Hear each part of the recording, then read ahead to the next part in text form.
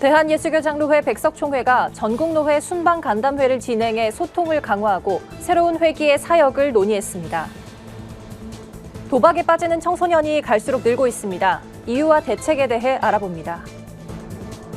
기후위기 양극화와 같은 시대적 과제를 예술을 통해 살펴보는 문화예술제가 마련됐습니다. 여의도 순복음교회 이영훈 목사에 대한 허위 사실을 지속적으로 유포해온 K씨에 대해 서울중앙지검이 명예훼손 혐의로 기소했습니다.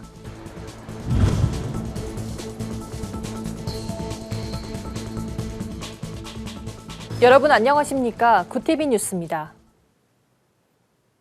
대한예수교장로회 백석총회가 전국노회 순방간담회를 진행합니다. 간담회는 총회 임원진과 노회원들이 한자리에 모여 소통하는 자리로 마련됩니다. 한예인 기자의 보도입니다. 지난달 새로운 임원진을 꾸린 대한예수교장로회 백석총회가 소통하는 총회를 주제로 다음 달 11일까지 전국 노회 순방에 나섭니다. 총회는 서울을 비롯해 경기와 충청, 전라, 경상 지역 등 전국 11개 권역을 순차적으로 방문할 계획입니다. 전국 노회 순방 간담회는 총회와 노회가 소통하는 자리로 진행됩니다. 개교의 어려운 문제를 노회에서 수렴해서 노회와 총회가 충분히 대화를 해서 문제를 풀어나갈 수 있도록 그리고 개교의 많은 목사님들에게 힘과 용기를 줄 수 있는 그런 방안을 모색하고자 이 자리를 만들었습니다. 먼저 진행된 서울 동부권 노회 순방에서 간담회 참석자들은 제44회기 총회 비전과 정책 등을 공유하고 의견을 나눴습니다. 특히 교단 설립 45주년을 맞는 2023년에 열릴 기념대회 준비 사항을 나누는 시간도 가졌습니다. 서울 동부권 노회장이자 총회 설립 45주년 준비위원장인 양병희 목사는 개혁주의 생명신학이라는 백석의 정체성이 뿌리를 내리고 한국교회를 넘어 세계교회를 향해 나가는 거룩한 45주년이 되길 바란다며 노회원들의 협력을 요청했습니다. 오늘 이야기할 때 굉장히 마음이 뜨겁고 감동을 하고 공감을 하고 우리 교단뿐만 아니라 우리가 가진 정체성을 한국교회에 또 세계교회를 향해서 선포하는 그런 아주 축복의 기회가 준비되고 있습니다. 총회는 또 전국노회와 협력해 생명나눔 헌혈운동을 전개하고 노회별 영성운동인 기도 성령운동을 펼치기로 했습니다. 김진범 부총회장은 현장의 목소리를 경청해 개교회와의 협력과 지원 방향을 모색하고 대화를 통해 갈등 없는 총회를 만들기 위해 힘쓰겠다고 말했습니다. 굿TV 뉴스 한혜인입니다. 온라인 도박에 빠진 청소년이 3년 만에 50% 이상 급증한 걸로 나타났습니다. 대부분 친구의 권유로 호기심에 접근했다가 중독으로 빠지는 경우가 많았는데요. 전문가들은 사회적 경각심을 가지고 이들을 적극적으로 돌봐야 한다고 지적했습니다. 하나은 기자입니다. 청소년들의 중독이 사회적으로 큰 문제가 되고 있습니다. 그중에서도 도박 중독의 증가세가 두드러집니다. 건강보험심사평가원 자료에 따르면 도박 중독으로 진료받은 만 10세에서 19세 청소년이 2018년 65명에서 2020년 98명으로 약 50% 증가했습니다. 10대 도박 중독 대부분은 선후배 등 주변 사람의 소개로 처음 도박을 접했습니다. 온라인 스포츠 도박이 가장 많고 기타 온라인 도박이 그 뒤를 이었습니다. 온라인 도박이 전체의 95%를 차지한 겁니다. 그만큼 청소년들의 접근이 쉽다는 것으로 해석할 수 있습니다. 전문가들은 이러한 현상을 두고 온라인 도박 시장은 급격히 팽창하는데 청소년 접근 차단 장치는 사실상 전무한 게 가장 큰 원인이라고 설명합니다. 도박에 대한 접근성이 굉장히 많이 증가되었거든요.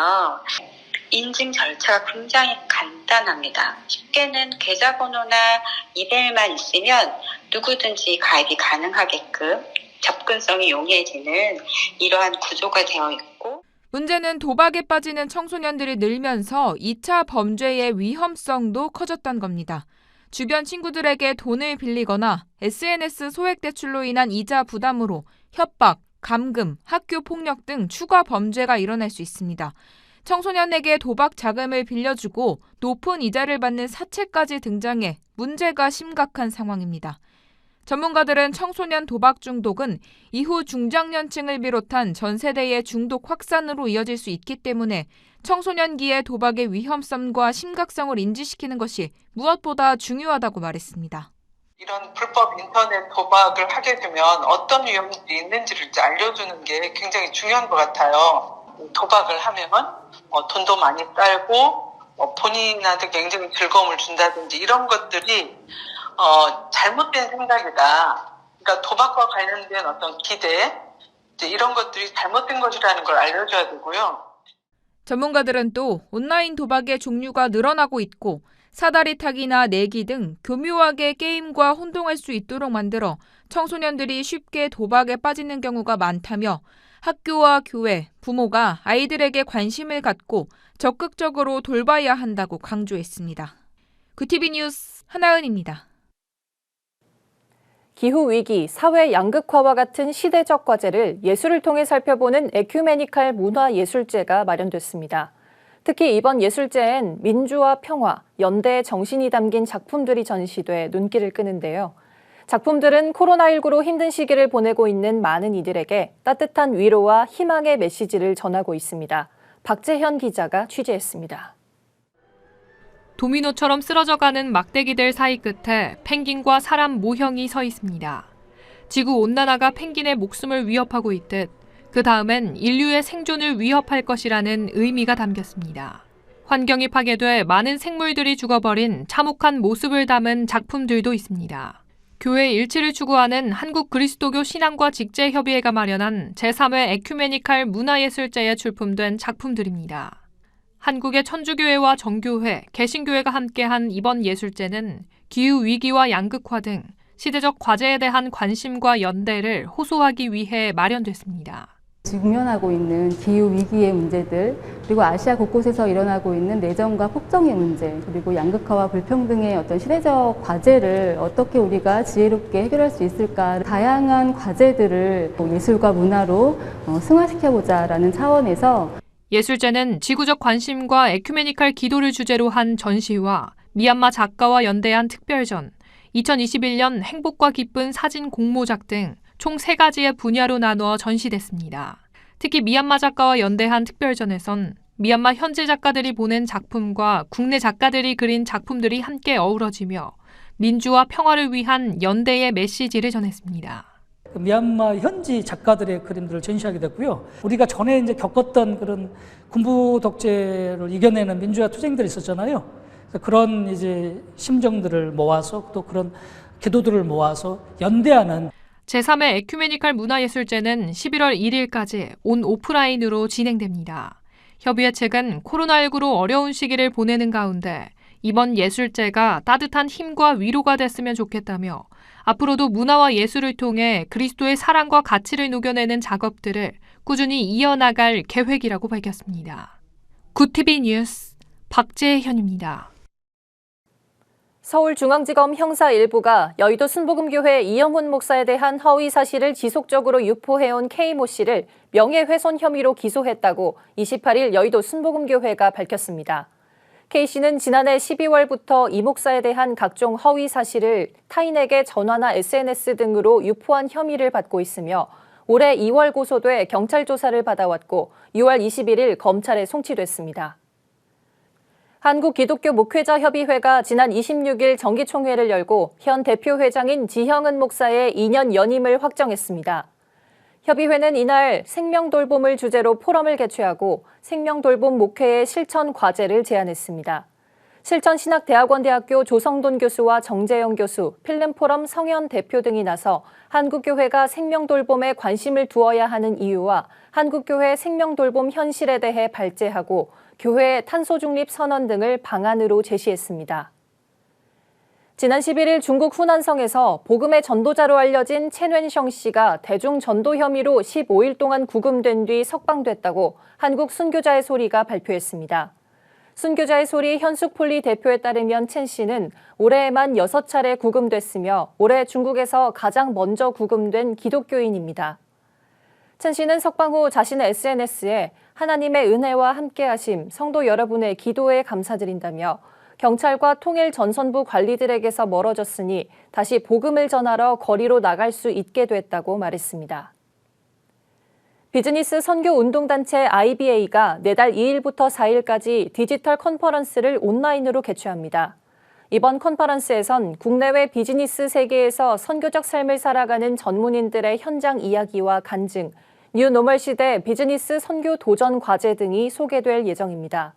명지대 주상락 교수, NPI 이덕진 대표, 제이어스 김준영 대표 등이 강사로 나서며 줌을 통한 강사와의 대화 시간도 마련됩니다. 오늘의 이슈 포커스입니다. 코로나19 여파로 숙박과 음식업 종사자가 지난해 2월부터 20개월 연속 줄고 있습니다.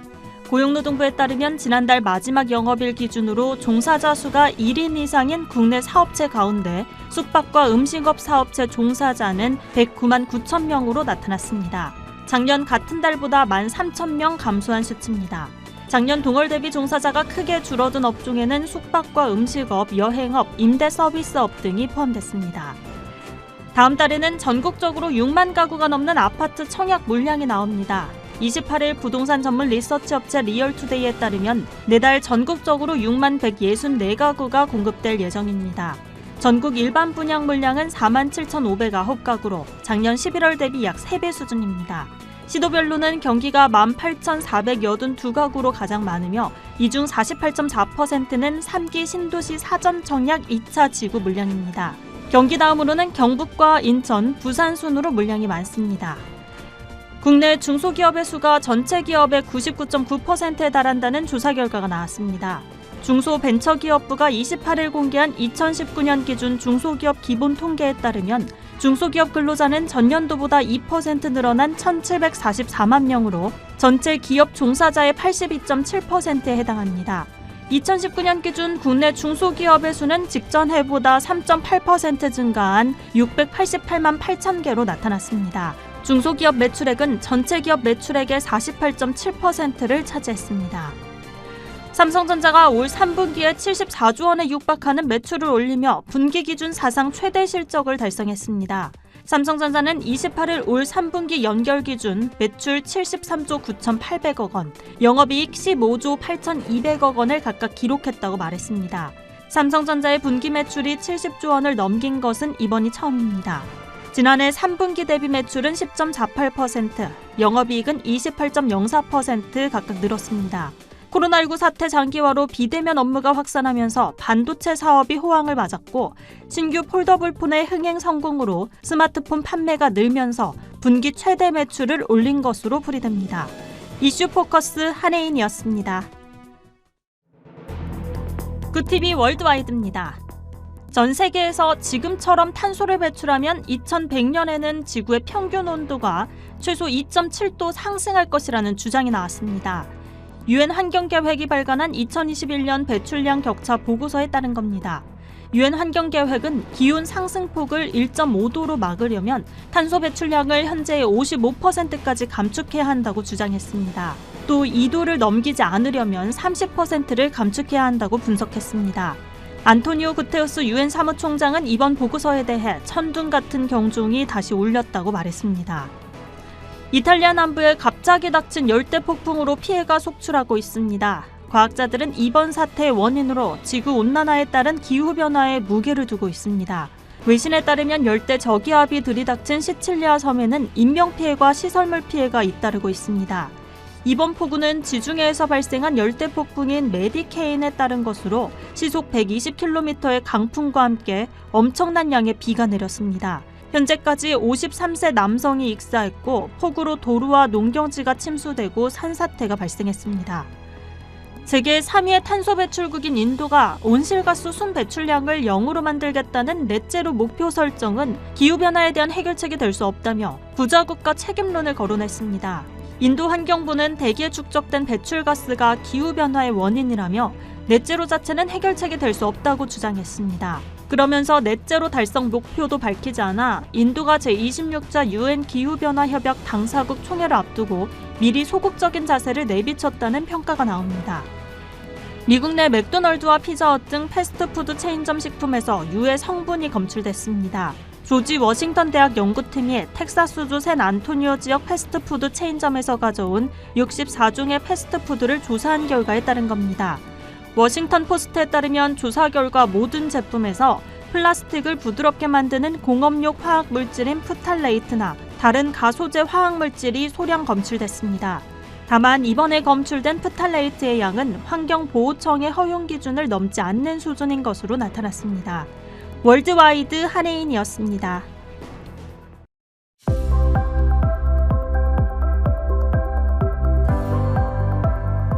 내일은 전국에 가끔 구름이 많겠습니다. 아침 기온은 전날보다 조금 올라 3에서 11도의 분포를 보이겠습니다. 하지만 낮과 밤의 기온차는 10도 내외로 여전히 클 전망입니다. 토요일부턴 대체로 구름 많고 흐린 날씨가 예상되며 경기 서해안과 충남 북부 서해안, 제주도 산지 등엔 오후에 한때 비가 오는 곳도 있겠습니다. 이어서 전국 날씨입니다. 내일 한낮 최고 기온은 서울 19도, 강릉 18도, 대전 20도를 보이겠습니다. 남부지방은 광주와 전주가 21도, 대구, 창원 19도, 부산은 20도까지 오르겠습니다. 날씨였습니다. 도박이 청소년에게 하나의 놀이문화로 인식되고 있습니다. 청소년의 도박은 명백한 불법이지만 처벌 사례는 거의 없는 것도 이런 상황을 부추기는 형국입니다. 사회적 감시장치와 함께 청소년을 유해한 환경에 노출되지 않도록 하는 대책 마련이 시급합니다. 뉴스를 마칩니다. 오늘도 함께 해주신 여러분 고맙습니다.